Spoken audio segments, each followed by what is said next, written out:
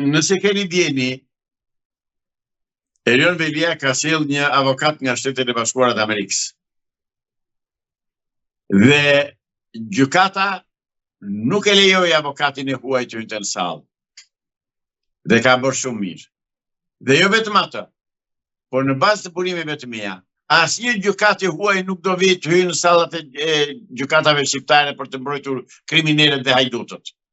Ku i gjeti parat e Erion Velia që sjell avokatin nga Amerika? Se minimumi që të vjen deri këtu edhe të paguhet pastaj si avokat, minimumi ai do $500,000.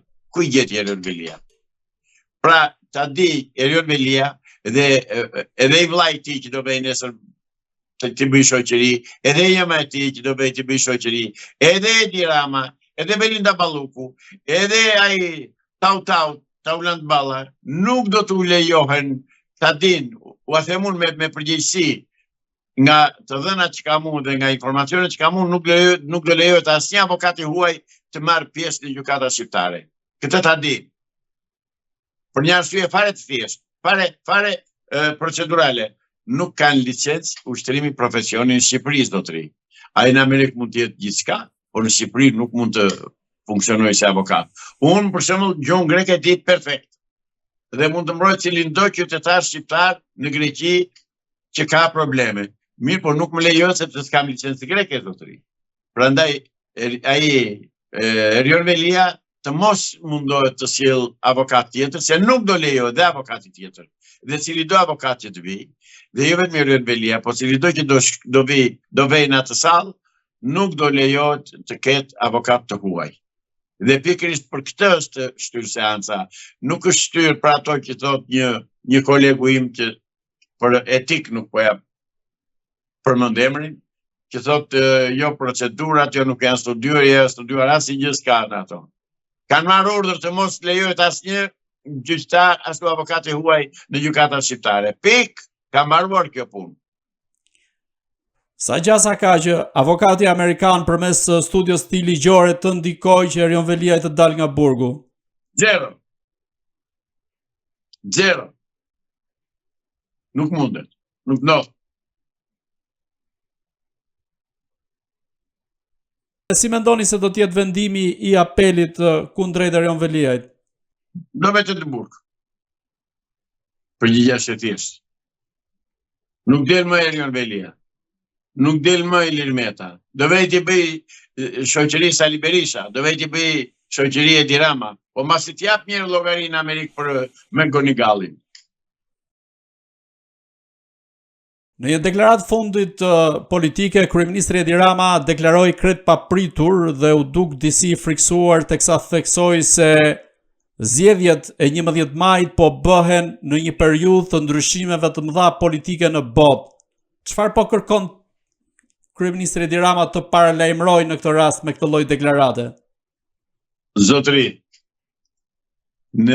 ka kohë që publiku shqiptar, elektorati shqiptar, është njoftuar zyrtarisht që nuk do bëhen zgjedhjet e 11 majit. Është njoftuar zyrtarisht që nuk do ketë zgjedhje me këto parti politike PD, PS, Barës Partia e Punës Shqipërisë. Prandaj Edi Rama i përgatit njerëzit avash, i vjen rreth që të mos u shpërthej bombën në dorë. Por Edi Rama e di shumë mirë këtë që them unë. Dhe po është burr të dalë ta kundërshtoj, të dalë të thotë s'është kështu. Si ai japun faktet pastaj. Të dalë debatoj.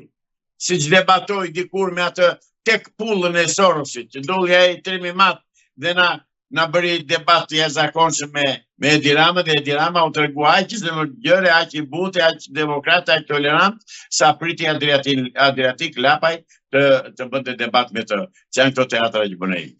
Po i vajtën, i shkuan ato teatro deri tani. Po ka ardhur ajo thika aty ku s'mban më.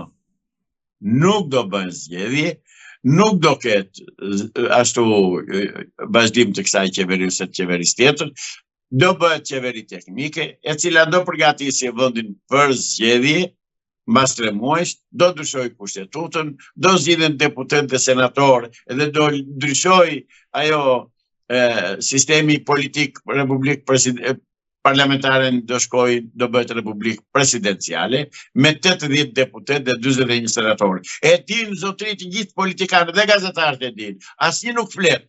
Nuk flet se nuk guxojnë të flasë, se nuk u amban, sepse ja ka shitur shpirti i shejtanit. Gjithashtu, kryeministri Edi Rama deklaroi se ka shumë gjasa që ai mund të mos jetë në listat e kandidatëve për deputet në Partinë Socialiste që do të garojë në zgjedhjet e 11 majit, siç tashmë jemi mësuar zyrtarisht. Si mendoni pse kryeministri Edi Rama e ka lënë të hapur një gjë të tillë promocion deputet në Kuvendin e Shqipërisë? Çfarë po paralajmëron në këtë rast dhe nga se ka frikë? Edi Rama aty ka thënë një të vërtetë, por nuk e ka kompletuar, nuk e ka thënë të plot. Është e vërtetë që nuk do kandidoj. Edhe unë po e them, nga informacionet që kam unë, dhe nga burimet e mia të informacionet që më vinë mua, pothuajse për ditë, ka 5-6 muaj që më vinë informacionet lumë, Edi Rama nuk do kandidoj, sepse nuk do të mundet të kandidoj, dhe sepse e para punës njerë që e thash, në fillim mos e përsërisim. Ai e di që nuk do bën zgjedhje. E di se i ka vajtur letra në tavolinë. I ka vajtur informacioni në tavolinë, për të mos se i ka vajtur urdhëri, po them informacioni. Pra, ai nuk do kandidoj sepse nuk mund të kandidoj, sepse nuk do bëj zgjedhje dhe njerëzve të tij u thot mund të mos kandidoj, nuk do kandidoj me jo. Të jenë të qartë të gjithë socialistët. Madje edhe këta që kam unë njitur me zyrën, kanë hapur një zyrë aty të PS-s që e përdorin për fushat elektorale, i shoh që janë fare akull në punën e tyre, sepse tërë e din. Por presën çfarë do ndodh. Të mos trëmben, shqiptarët e ndeshëm, shqiptarët e mirë, shqiptarët patriot, të mos trëmben fare, por të nisen, të shkojnë, të kontaktojnë tek partia Shpresa Demokrate dhe të kontaktojnë me kryetarin e partisë dhe të krijojnë, të bëjnë djem dhe vajza të reja, të papërlyer me pislëqet e Partisë Punës Shqipërisë baras PD plus PS, edhe këto parti çka të tjera, dhe të vënë se duam të krijohet qeveria teknike me njerëz të papërlyer.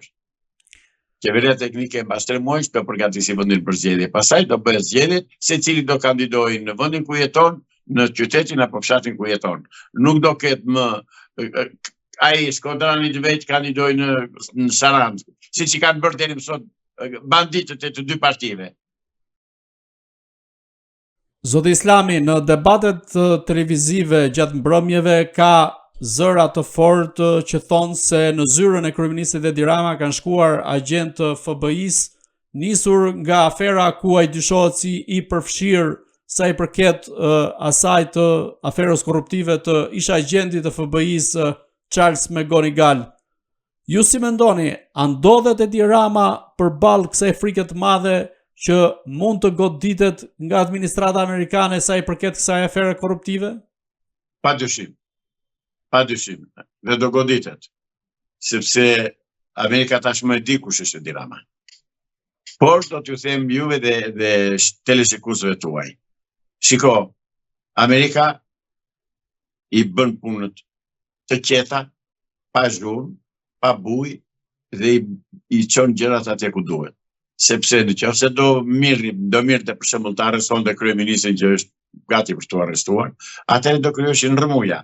Të dy partitë e tjera, të dy partitë e mëdha do krijonin rrëmuja, sepse e dinë se ç'i pret dhe thonë po të vdesim duke luftuar. Prandaj Amerika nuk i lë as të kundërshtojnë, as të reagojnë, po të binden si djem të mirë, të zbatojnë ato urdhra që u jepen, të bëjnë ato detyra që u jepen në interes të Shqipërisë dhe të kombit shqiptar dhe të mos lëviz asnjë flokun në Shqipëri. Kjo është politika amerikane dhe kështu do bëhet.